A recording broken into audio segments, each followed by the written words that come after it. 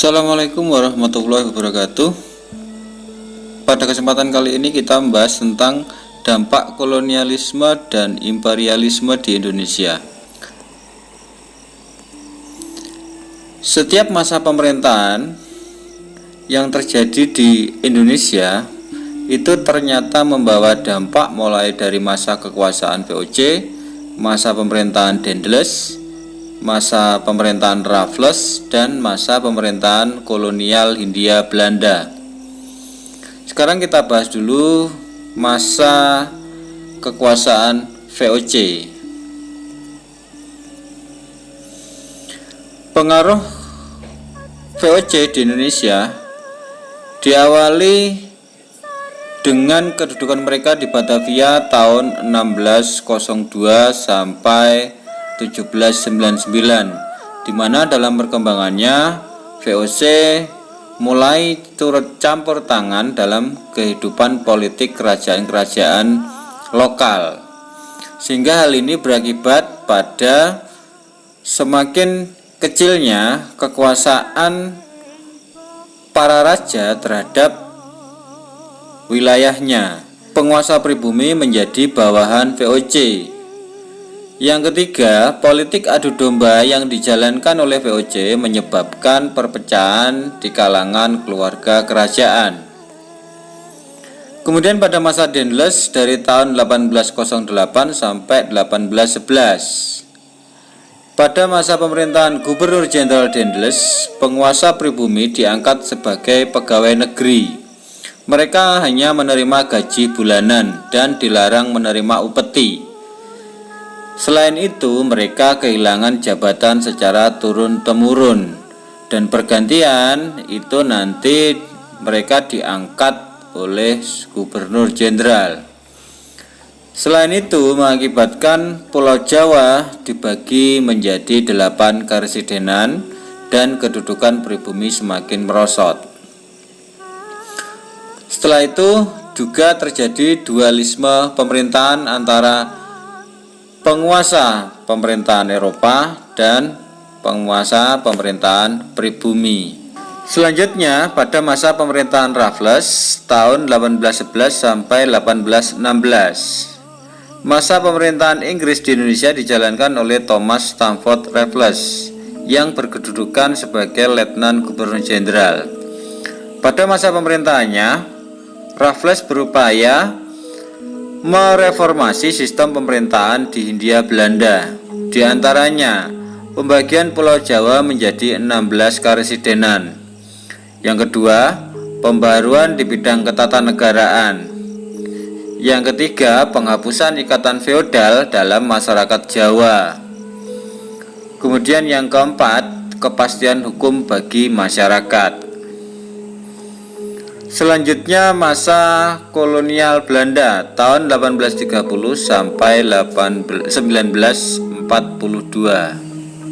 Masa pemerintahan kolonial Belanda mulai berlangsung setelah pemerintahan Komisaris Jenderal berakhir dan digantikan sistem tanam paksa tahun 1830. Sejak saat itu, kekuasaan tertinggi Hindia Belanda dipegang oleh Gubernur Jenderal.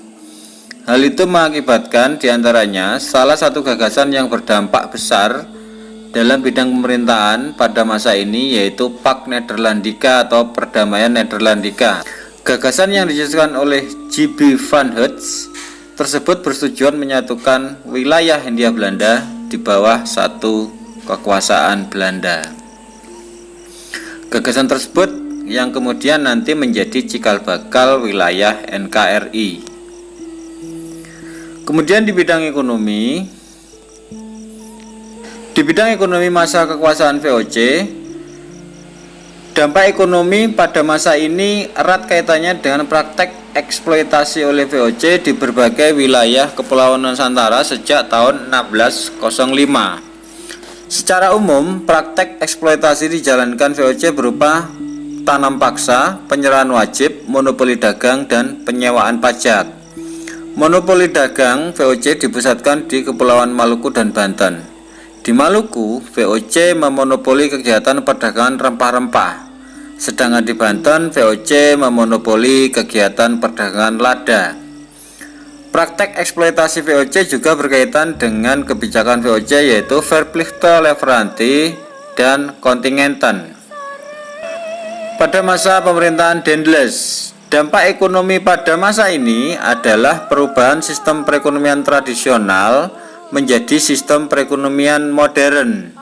Dalam sistem modern, tanah-tanah milik raja berubah menjadi tanah milik pemerintah, dan rakyat wajib membayar pajak kepada pemerintah.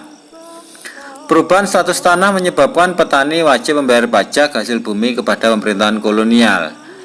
Dampak ekonomi paling terasa pada masa ini adalah pembangunan jalan raya pos atau jalan raya Anyer Panarukan. Di satu sisi, pembangunan jalan ini mempermudah akses perdagangan dari wilayah pedalaman menuju pesisir atau wilayah pelabuhan. Di sisi lain, pembangunan jalan raya pos juga memakan banyak korban. Masa pemerintahan Raffles. Upaya Raffles memberikan peluang ekonomi yang didukung kepastian hukum, usaha memunculkan kegiatan perdagangan bebas. Kondisi tersebut didukung oleh penerapan sewa tanah atau land rent. Sistem sewa tanah yang diterapkan Raffles mendorong pemerintahan kolonial menerapkan pajak tanah yang dibayar dengan uang.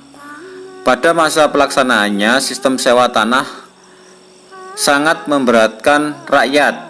Untuk membayar pajak atau sewa tanah, sebagian besar rakyat bergantung kepada rentenir yang didominasi oleh golongan Tionghoa. Dampaknya, rakyat banyak terlilit hutang dan harus banyak kehilangan tanah-tanah milik mereka yang diambil alih atas pembayaran hutang kepada para rentenir Tionghoa tersebut. Kemudian masa kolonial Belanda. Dampak ekonomi masa pemerintahan kolonial Belanda berkaitan erat dengan sistem tanam paksa dari tahun 1830 sampai 1870 dan sistem ekonomi liberal atau politik ekonomi pintu terbuka. Kebijakan tanam paksa dan ekonomi liberal menyebabkan munculnya kota-kota pusat industri di Hindia Belanda atau di Nusantara. Kemudian yang kedua, munculnya kota-kota tersebut diikuti dengan pembangunan jalur transportasi dan berbagai infrastruktur. Masyarakat pada masa kolonial Belanda juga mengenal sistem perbankan modern.